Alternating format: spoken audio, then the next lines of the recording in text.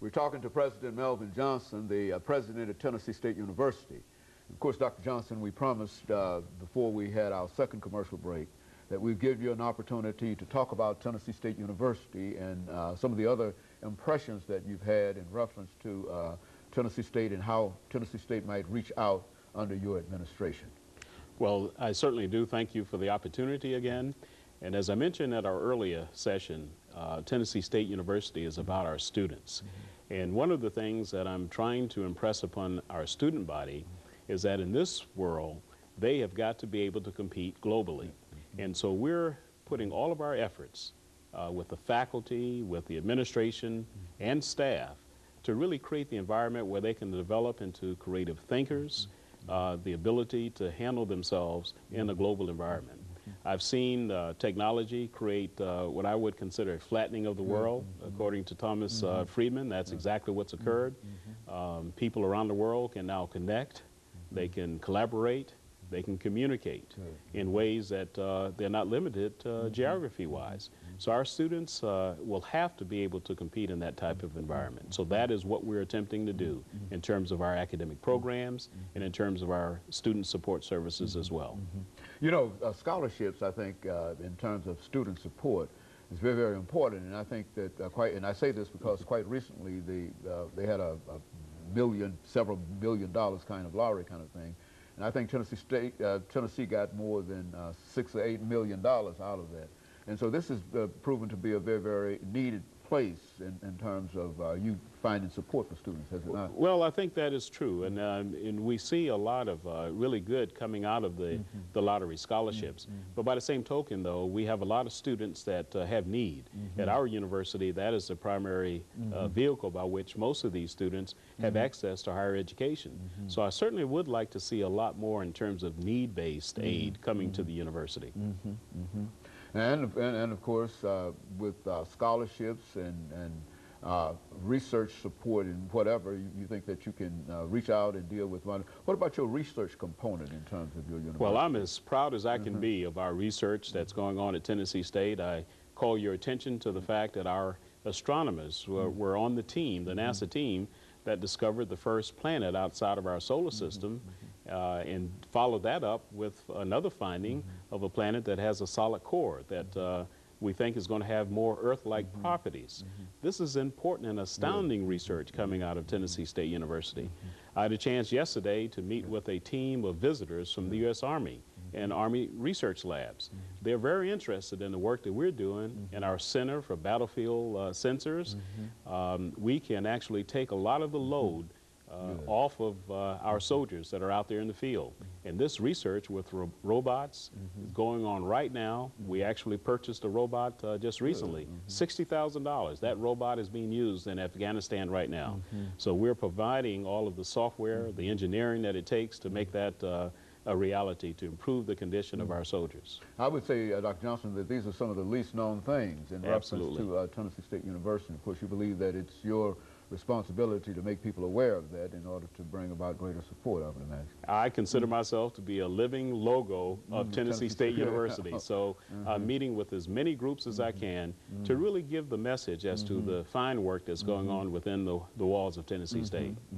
And of course, I know that there are many community groups, I would imagine, Dr. Johnson, who would be interested in you coming by and perhaps leaving some words of encouragement with so many of our youth today. Why don't you say something about so many of our young people who are involved in all kinds of activities and tell them about the importance of education? Well, absolutely. And one of the things that I wanted to mention, that is our connection to the community.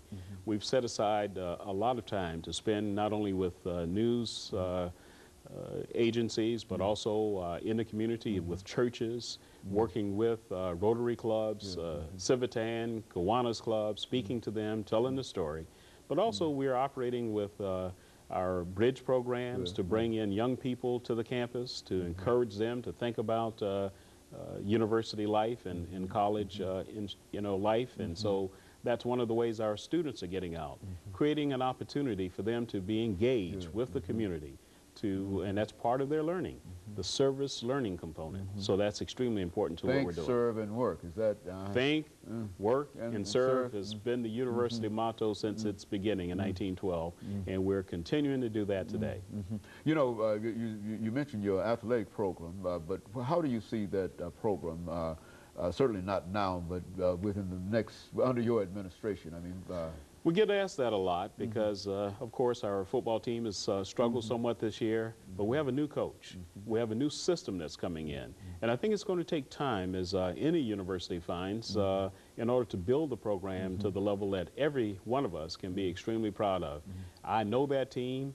I'm with them all the time. They have a lot of character, a lot of structure, and you're going to see great things coming.